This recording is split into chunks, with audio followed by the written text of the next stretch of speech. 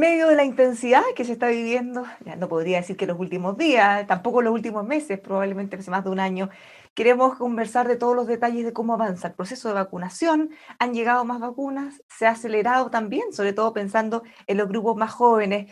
¿Qué cosas han cambiado? ¿Qué estrategias también se van modificando? Bueno, vamos a estar conversando en profundidad con una protagonista de todo esto que nos acompaña en esta oportunidad. Estamos junto a Paula Daza, subsecretaria de Salud Pública. ¿Cómo está, subsecretaria? Muy buenas tardes. Hola Bárbara, muy buenas tardes, encantada de estar aquí en tu programa. Bueno, tenemos muchísimas dudas, así que voy a comenzar de inmediato. Hemos celebrado que en los últimos días se ha acelerado el proceso de vacunación, ya estamos llegando a los menores de 40, pronto 30 y tantos años, y justamente en esa misma línea, ¿qué otras medidas ustedes están pensando para poder avanzar más rápido y mantener ese ritmo de vacunación? Algunos expertos han hecho cálculos que si seguimos tal como vamos, podríamos tener 15 millones de inoculados más o menos recién el 22 de octubre, si es que avanzáramos los fines de semana, como se ha propuesto, más o menos el 30 de agosto. ¿Qué alternativas ustedes están manejando?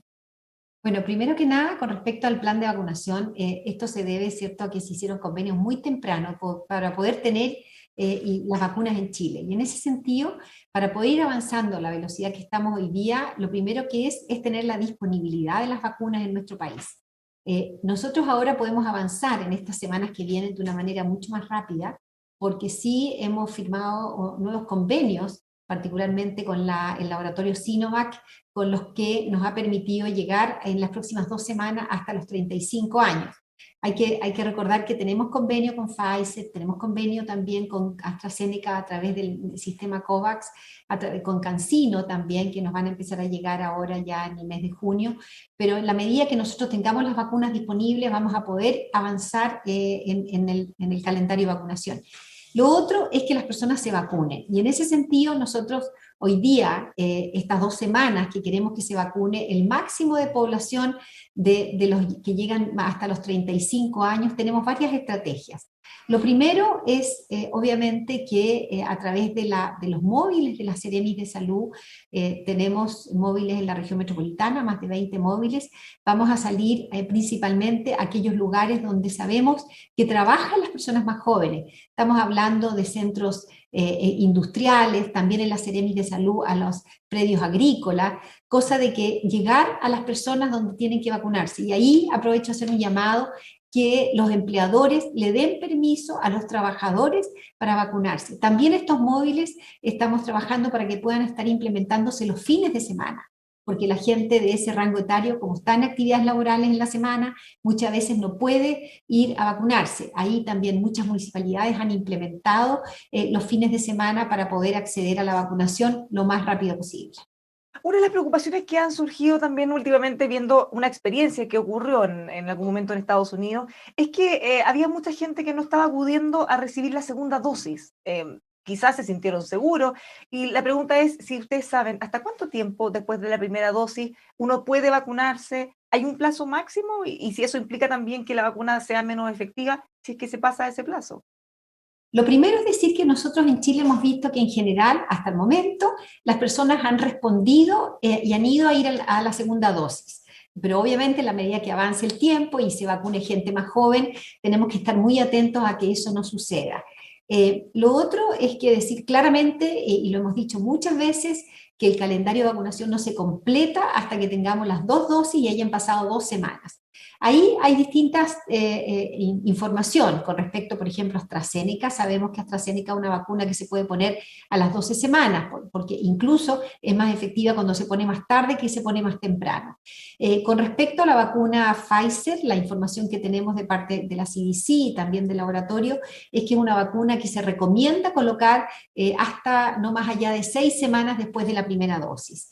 Con respecto a la vacuna Sinovac, la información que tenemos que obviamente que lo ideal es colocarla a las 28 días, pero uno puede atrasarse al menos 1 o 2 semanas, pero no hay información después de eso. Por lo tanto, lo recomendable es que nos ajustemos a los calendarios de vacunación que están indicados por los laboratorios. Bueno, hemos hablado de la segunda dosis, pero también ya han surgido algunas voces que plantean la necesidad o probable necesidad de una tercera. De hecho, lo mencionaban desde BioNTech, que son los cofundadores de la vacuna Pfizer.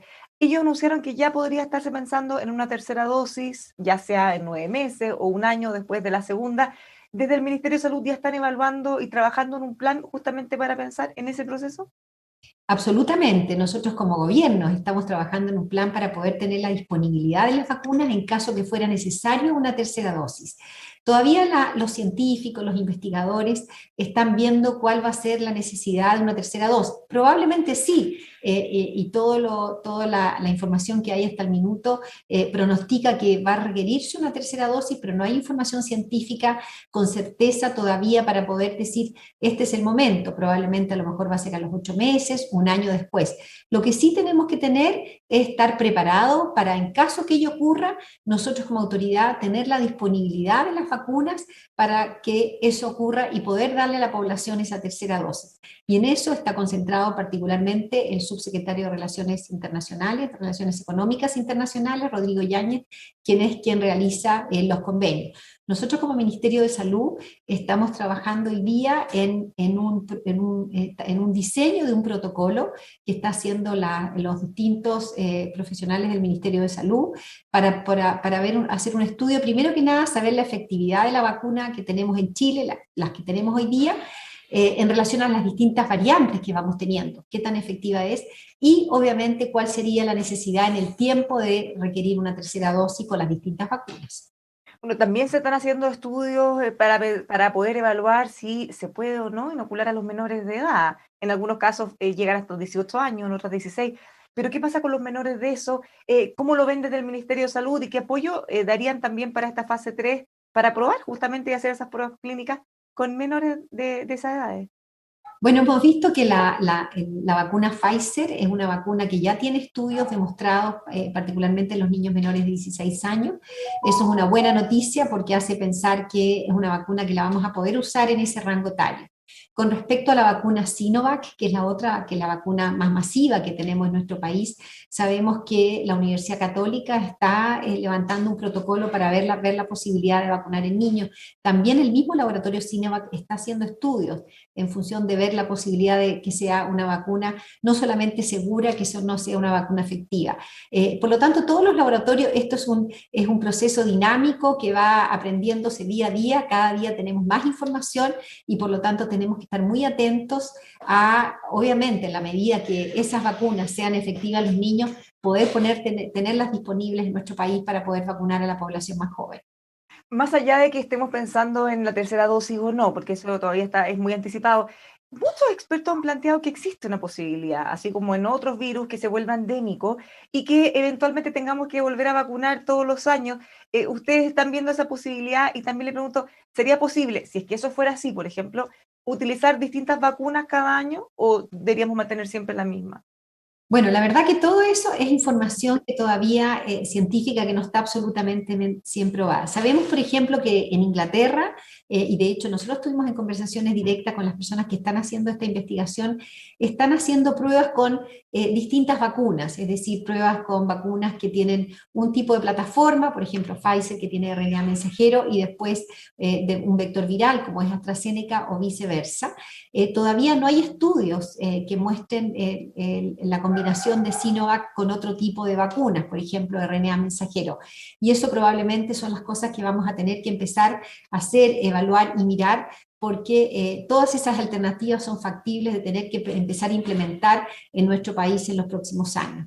Así que nosotros estamos abiertos a toda la ciencia, ¿cierto? A lo que nos aporte la investigación, a estar abiertos a tener vacunas disponibles, tanto la vacuna virus inactivado, como es la Sinovac, que es una vacuna que ya está aprobada, como las otras plataformas que sabemos que son tan importantes como la vacuna de RNA mensajero que ha probado ser muy efectiva. Bueno, dentro de estas mismas discusiones también, y ustedes anunciaron hace unos días, el 16 de abril, y pues dieron a conocer más bien el estudio de efectividad de Sinovac, hay cosa que nos dejó muy entusiasmados, esperanzados de esos buenos resultados que están mostrando hasta el momento, y señalaron que ese informe van a publicarlo mensualmente. Se va a cumplir en la próxima semana. ¿En qué va ese proceso del nuevo reporte? ¿Y van a incluir también a otras vacunas como Pfizer? En este momento, nosotros sí, efectivamente, las próximas semanas ya vamos a poder tener información más detallada de lo que va ido avanzando. Hoy día ya tenemos más de 7 millones de personas vacunadas con una dosis, 6.700.000 con 2 dosis, por lo tanto tenemos mucho más información disponible en relación a los resultados de la vacunación. Tenemos información también cómo ha ido avanzando, no solamente en los sintomáticos, en las hospitalizaciones, en los fallecidos, sino a ver qué pasa con los asintomáticos. Eso todavía está un poco más lento, pero vamos a poder tener mayor disponibilidad y darla a conocer a la población para que vean cómo va avanzando. Lo que sí tenemos que decir que hemos visto que es una vacuna que es efectiva, que ha dado buenos resultados. Esto ha permitido, ¿no es cierto?, seguir vacunando con esta vacuna y por eso hemos accedido a comprar más esta vacuna y esperamos que evidentemente toda esta información sea disponible para la comunidad nacional e internacional. Justamente en la necesidad de desarrollar vacunas, de tener acceso y sobre todo pensando en que esto quizás no nos va a dejar este año como muchos hubiéramos esperado, sino que nos va a seguir acompañando. ¿Cómo ve usted las posibilidades de avanzar en desarrollar nuestra propia vacuna, ya sea desarrollarlas o bien producirlas? Hemos visto varios esfuerzos en distintas universidades también. ¿Cómo van esos procesos? ¿Cómo los ve usted? Esos son procesos que sí se están llevando a cabo en distintas instituciones académicas, ¿cierto? Hemos visto que las instituciones académicas, tanto la Universidad Católica, la Universidad de Chile, tiene algunos estudios importantes, no solamente con la vacuna COVID, con otras vacunas que han sido importantes, por ejemplo la del rotavirus. Por lo tanto, es parte de la posibilidad de que en nuestro país pueda elaborarse las vacunas propias, es una alternativa que siempre está presente. Pero claramente hoy día, para poder darle una disponibilidad segura a la población, nosotros tenemos que seguir adquiriendo las vacunas a nivel internacional, que son las que ya están probadas, aseguradas, producidas, y por lo tanto tenemos que seguir trabajando como gobierno en esa línea para poder darle disponibilidad a las personas este año y probablemente en el siguiente y en los siguientes años, si así lo requieren. Bueno, de hecho, la Universidad Católica, entre otras, han anunciado trabajo conjunto, la llegada de científicos chinos para poder también instalarse y desarrollar vacunas aquí, pensando que pudiéramos proveernos a nosotros mismos y también quizás ser un foco para la región. ¿Son palabras mayores? ¿O podríamos pensar en algo así? Yo creo que no, yo creo que son factibles. Yo creo que Chile ha demostrado, no solamente en el área del COVID, en muchas áreas, que el número de personas, científicos que tenemos en nuestro país, la academia, los desarrollos de protocolos de investigación que se realizaron ahora en relación a las distintas vacunas, la Universidad Católica con respecto a la vacuna Sinovac, también la vacuna AstraZeneca, vimos cómo tuvo un rol importante también algunas universidades y por lo tanto sabemos que en Chile tenemos la vacuna CanSino también. Son vacunas que han sido estudiadas en nuestro país, por lo tanto hay mucha experiencia, muchos grupos científicos que tienen un rol importante para poder ver la posibilidad de desarrollar en nuestro país. Así que yo creo que el COVID ha mostrado que Chile tiene un gran grupo de profesionales a nivel de la academia, del Ministerio de Salud y de las distintas entidades para poder ir avanzando en esa línea. Subsecretaría, otra cosa que nos tiene muy preocupados es, si bien hemos visto la buena evolución del proceso de vacunación, hemos visto también buenas cifras, ¿qué pasa con los reinfectados? ¿Cómo se ha ido monitoreando eso? Sabemos que en el reporte incluyen los casos de sospecha de reinfección, pero ¿cómo ven ustedes qué cifras manejan? Y si eventualmente pudiéramos incorporar también a los reinfectados que tenían una o eventualmente dos dosis de la vacuna. A ver, nosotros vemos varias cosas. Primero que nada, sí hemos tenido algunas sospechas de reinfección, obviamente, pero en general las reinfecciones son un porcentaje bastante bajo. Lo que sí vemos y tenemos son personas que han recibido una o dos dosis de vacunas que se han infectado con el COVID. Eso sí lo hemos visto. Y lo demuestra el estudio también, que la vacuna tiene efectividad en alrededor de un 67-68%. Eso significa que nosotros nos podemos contagiar, pero lo importante es que no nos enfermemos gravemente y ahí la hospitalización te protege en un 85% y la hospitalización en una UCI sube un 89%. Que en el fondo es lo que uno busca, lo más importante en la vacuna es que a uno lo prevenga, ¿cierto? Así como la influenza, de tener una enfermedad grave. En relación a las personas que han tenido, por ejemplo, que han sido vacunadas y tienen una infección, en general su evolución ha sido bastante leve. Tenemos pocos casos que han requerido hospitalización, pero tenemos que esperar. Yo creo que todavía estamos aprendiendo mucho y tenemos que esperar ver cuál es el tiempo, porque todavía no sabemos los tiempos que van pasando en función de post-infección. Sabemos sí que una persona que ha sido contagiada con el COVID tiene inmunidad, y que tiene un tiempo importante de inmunidad, pero no sabemos cuánto tiempo. Por lo tanto, yo creo que todavía tenemos que aprender mucho de este virus. Bueno, usted, tengo claro, están siguiendo muy de cerca la evolución de todas las cifras y en ese sentido, no sé si quizá puede ser prematuro o no, pero ¿qué relación han visto, cuánto de lo que se ha logrado contener en la pandemia tiene que ver con las medidas de contención? Ya podemos hablar después un poco más de ellas, las cuarentenas, por ejemplo, o el proceso de vacunación. A Considerando que ver, en otros países, si nosotros miramos, bueno, han tenido algunas disminuciones, pero no como las hemos visto nosotros. varias cosas. Aquí nosotros hemos visto las últimas semanas, ¿cierto? Nosotros, las últimas, yo diría, 3 semanas, hemos visto una contención en el número de casos, han empezado a disminuir, la positividad ha empezado a disminuir. Ya la última semana hemos visto una disminución en el número de ingresos a las UCI, que todavía obviamente estamos en números altos. ¿Cuánto es por la hospitalización? ¿Cuánto es por la vacuna? ¿Y cuánto es por las medidas de autocuidado? Es difícil saberlo. Lo que sí sabemos es que tenemos datos duros que es importante. Lo primero es que nosotros hemos visto que las personas que más están ingresando a los hospitales y a las unidades de cuidados intensivos y el mayor porcentaje de contagios se producen en las personas menores de 50 años, que son las personas que aún no tienen completa su vacunación, es decir, las 2 dosis han pasado los 15 días. Recién yo diría, esta semana estamos viendo que ese grupo ya está completando sus 2 dosis. Por lo tanto, puede ser un efecto de la vacunación porque ha disminuido todas estas cifras, el número de casos, las hospitalizaciones en la UCI, particularmente de la población mayor, y eso puede estar debido, obviamente, porque es la población que primero se vacunó, y también el otro efecto que es la población que también más se cuida. Entonces puede haber una suma. Nosotros hemos dicho que la vacunación es un pilar más de las medidas de salud pública. No basta solamente la vacunación, tenemos que mantener estas medidas de autocuidado porque es la forma que vamos a contener esta pandemia. Hay que recordar, Bárbara, que este número de casos empezaron a aumentar durante el mes de diciembre. Nosotros partimos con un proceso de vacunación masiva recién en febrero.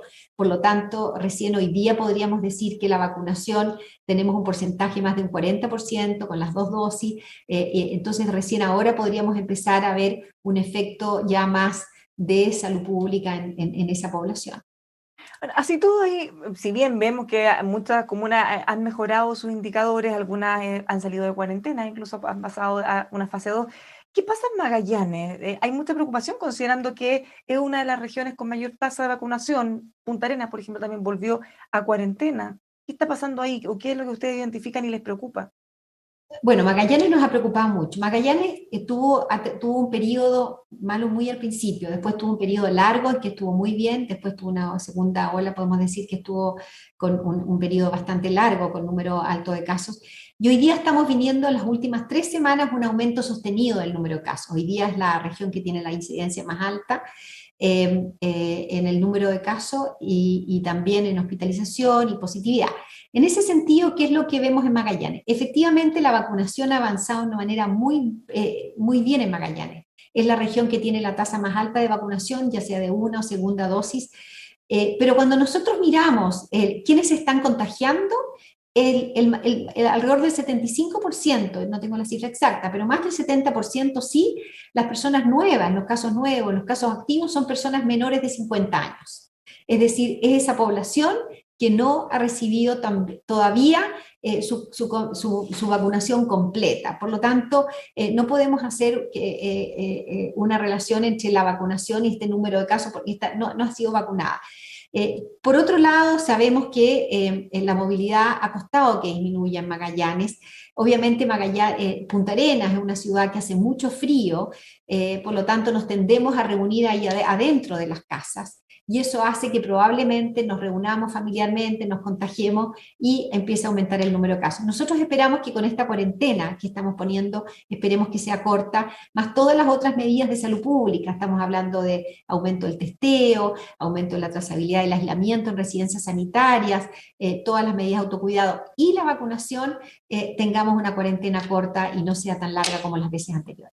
Bueno, de hecho, si comienzan a vacunarse de 50 años para abajo, vamos a tener todavía un periodo bastante largo hasta que pase el ciclo completo, como decía usted, así que tienen que cuidarse entre medio. Pero también hemos visto otras comunas complicadas, por ejemplo, en Puente Alto, Maipú, la Florida, tienen extensos periodos de cuarentena y aún así las cifras no mejoran. Le preguntan muchas veces a los vecinos y se quejan que hay pocas fiscalizaciones. Sí, bueno, afortunadamente lo que hemos visto en la región metropolitana, yo diría la última semana, recién, la última semana, nosotros vimos, Bárbara, desde el periodo más duro de mayor número de contagios, de positividad, fue la semana entre el 5 y el 11 de abril. Después de esa semana empezamos a ver una estabilización y ya la última semana, los últimos 7 días, nosotros vemos que todas las comunas, prácticamente todas, de las comunas de la región metropolitana, han disminuido sus casos. ¿Qué es lo que pasa? Claramente, Puente Alto, por ejemplo, la Florida, todavía tienen tasas de incidencia muy altas. Esperamos que nosotros con las medidas específicas que estamos tomando ahí, que ahí estamos haciendo testeo importante a través de los antígenos. Hoy día tenemos una estrategia que es el test de antígeno, que nos permite ir a los lugares a testear, tener el resultado en forma inmediata. Eso hace que tracemos a la persona, busquemos sus contactos estrechos y los podamos aislar en forma inmediata en una residencia sanitaria.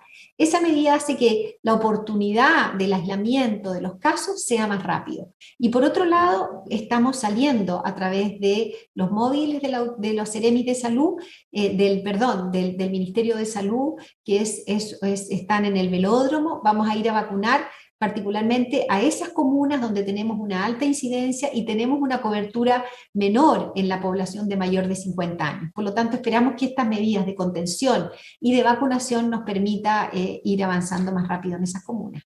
Subsecretaria, hay muchas medidas que han ido evolucionando, ya sabemos el uso de la mascarilla, la precaución de no estar en lugares encerrados, y justamente a medida que se acerca el invierno, tal como usted lo mencionaba en Magallanes, la tentación es hacerlo. Ustedes han lanzado también una campaña que nos gustaría que nos cuente más detalles respecto a cómo ventilar, por ejemplo. ¿Qué incluye o de qué se trata esta campaña 2330? Sí, hoy día sabemos que llega el frío, ¿cierto? Llega el invierno y nosotros culturalmente tenemos una costumbre de cuando hace frío encerrarnos y calefaccionarnos adentro sin abrir las ventanas. Desgraciadamente eso va contra el control de la pandemia. ¿Qué es lo que sabemos? Que la ventilación de las casas es fundamental para disminuir la posibilidad de que si hay aerosoles en el medio, ¿no es cierto?, nos podamos contagiar. Entonces, hemos implementado, primero que nada, decirle a las personas que la ventilación es fundamental, es muy importante tanto como el uso de mascarilla, como el distanciamiento físico. Y en ese sentido le decimos a las personas que viven en su casa, por ejemplo, que usen esta estrategia de 2-3-30, que significa que por lo menos, que siempre tengamos en las piezas, en los hogares, donde estemos, al menos 2 puertas abiertas que estén en lugares opuestos para que haya flujo de aire. Ojalá 2 ventanas abiertas. Si no tengo 2 ventanas, 2 puertas o una ventana y una puerta, pero que se produzca este flujo de aire. Ojalá en forma permanente, eso es lo ideal. Pero como estamos con frío, nos cuesta abrir las ventanas. Por lo tanto, le decimos, si usted va a estar en su casa con su familia, que está habitualmente, por lo menos tener 2 puertas abiertas, 3 veces al día, ventilar bien y al menos 30 minutos. Si estoy en el trabajo o estoy en un colegio, en un lugar donde yo comparto con otras personas, lo ideal es mantener un flujo constante, por lo menos tener una ventana abierta y otra puerta, al menos un cuarto, es decir, mantener este flujo de aire permanente que nos hace disminuir la posibilidad de contagio. ¿Por qué? Porque nosotros nos contagiamos a través de 2 formas. Una es las gotitas respiratorias que llamamos, que es cuando yo toso o estornudo o hablo fuerte o canto, y le transmito eso a la otra persona que pueda estar a menos de 1 metro. Pero otra forma también son aerosoles que llamamos, que son partículas más chiquititas que pueden suspenderse en el aire, y si está el lugar poco ventilado, existe la posibilidad de contagiar. Por lo tanto, sabemos que la ventilación cumple un rol fundamental. Yo hablaba recién con el Ceremi de Magallanes y me decía, acá es imposible ventilar, aquí hay el viento es muchísimo, es altísimo, entonces si uno ventila se vuelan todos por dentro.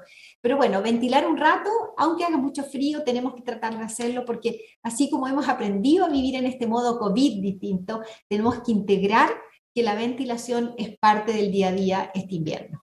Pues, aunque cueste, aunque haga frío, hay que hacer el mayor de los esfuerzos, como dice usted, bueno, no sacamos nada con tomar otras medidas y nos caemos en eso, que es probablemente lo más básico, pues.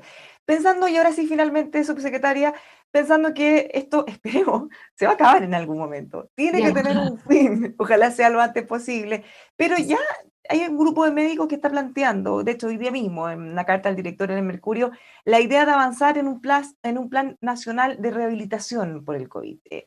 Hemos visto que las secuelas no van a ser solo en el ámbito social, económico, físico también, psíquico. Los problemas de salud mental probablemente nos van a acompañar también por mucho tiempo. ¿Cómo están viendo esto desde el Ministerio de Salud? ¿Están pensando en algo post-COVID?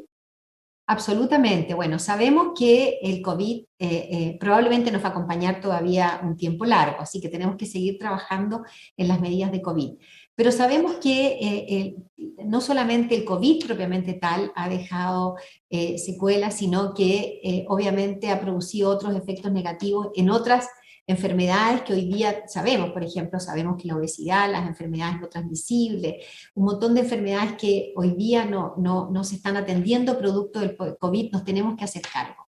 Y también sabemos que el COVID propiamente tal puede dejar secuelas del punto de vista físico, por lo tanto la rehabilitación cumple un rol esencial en esto, pero sobre todo desde el punto de vista de salud mental. Sabemos que la pandemia en sí, el COVID en sí, pero también todas estas medidas restrictivas, la incertidumbre, lo que hemos vivido, ¿cierto? Este último año tiene un impacto en la salud mental de las personas en forma importante y por eso estamos trabajando en un plan de salud mental para los próximos años que va a ser muy relevante en esta era post-COVID. ¿Cuándo podríamos tener novedades de eso? Yo entiendo que debe ser difícil de responder porque tienen tantos frentes, pero bueno, hay que abordarlos todos al mismo tiempo que cueste. Así es, así es. Uno de los frentes fuertes que se nos viene y que ya teníamos en Chile, nosotros teníamos un plan que, bueno, tuvimos que dejar de lado por el COVID, en la situación de obesidad. Chile es uno de los países que tiene los índices más altos de obesidad a nivel mundial. Tenemos entre obesidad y sobrepeso un 70% de la población. Y lo que nos ha mostrado el COVID, que la obesidad es un factor de riesgo para estar en una UCI, es un factor de riesgo también para las enfermedades crónicas no transmisibles, para el cáncer, para la hipertensión arterial, para la diabetes, por lo tanto, y también de salud mental. Por lo tanto, tenemos que ir fuertemente a tomar medidas importantes porque esa es la pandemia que sabemos que se viene, que ya está en nuestro país y que tenemos que combatir. Muchísimas gracias, subsecretaria, por conversar con nosotros y por la paciencia. Teníamos muchas inquietudes. Seguro vamos a seguir teniendo en el futuro, así que la dejamos invitada desde ya que vuelva pronto. Muchas gracias. Encantado. Muchas gracias a ti. Ya, pues los dejamos a todos invitados para que puedan también aclarar sus dudas como las tenemos nosotros aquí en emol.com.